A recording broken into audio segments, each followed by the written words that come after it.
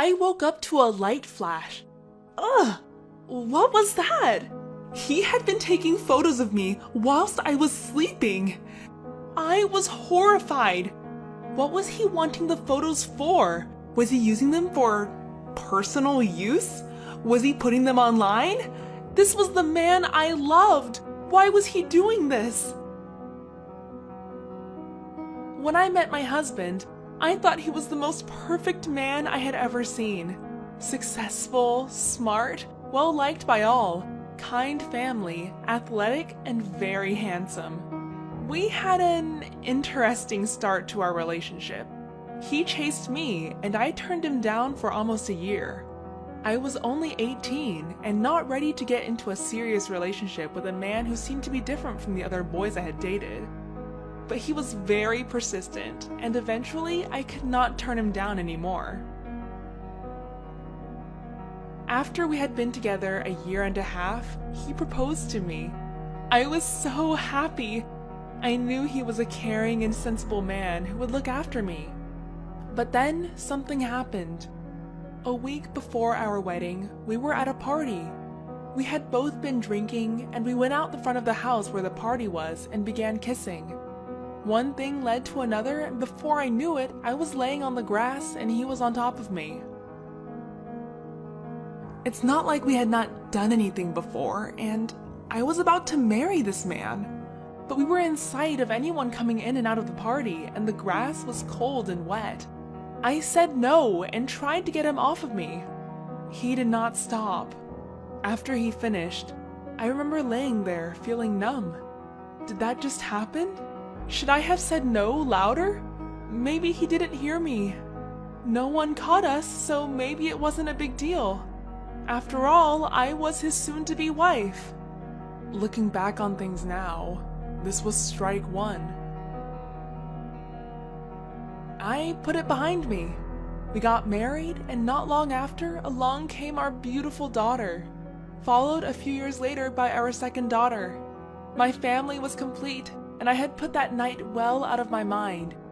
He was an amazing father, very involved, always ready to do the cooking if needed, and helped out around the house.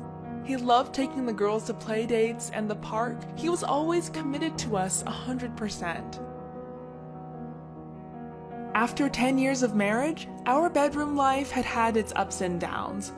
I loved sleeping with him, though with 2 small children, it wasn't always possible or wanted after a day of them climbing on me and bouncing from the walls.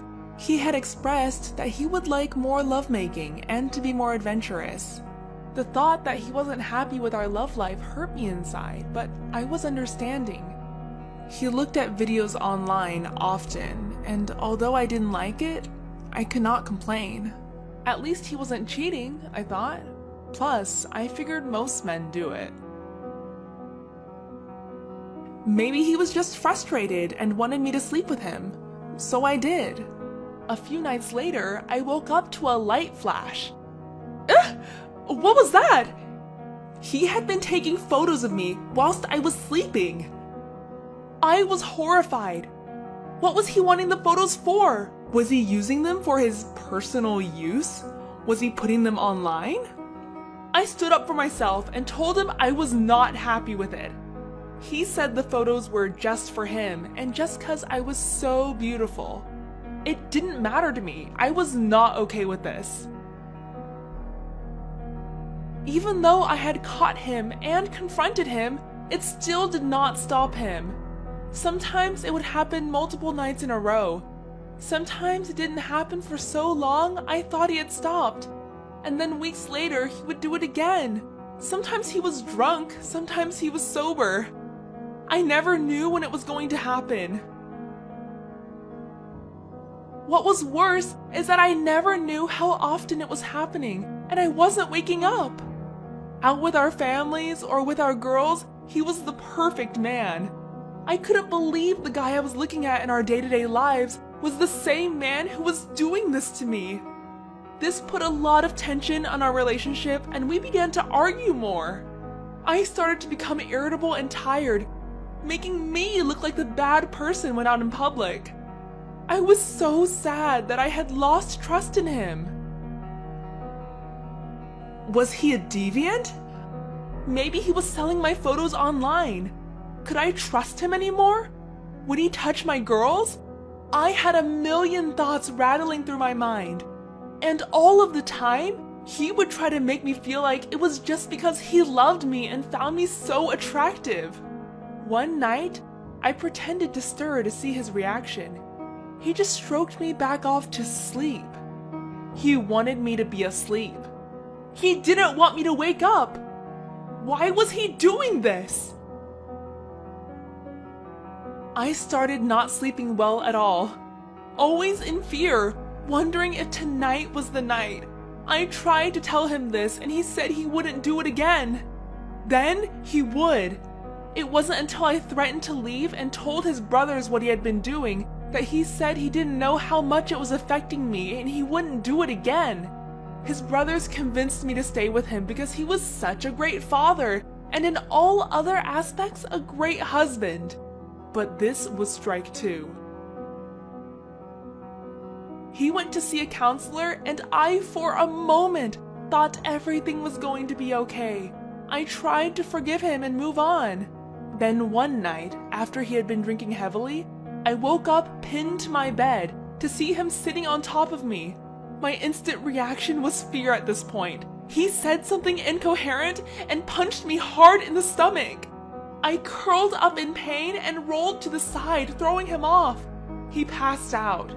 The next day, he had no recollection of what had happened. All I had was the massive bruise across my stomach and a shattered heart. He had not changed.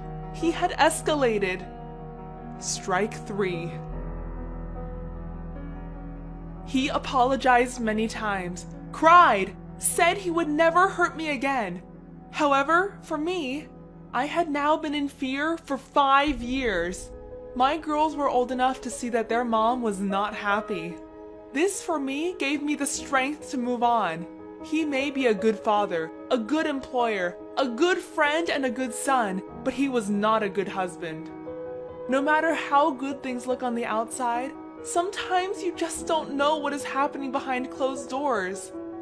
It's time for me to start my life and to find a man who truly loves me and doesn't just see me as an object.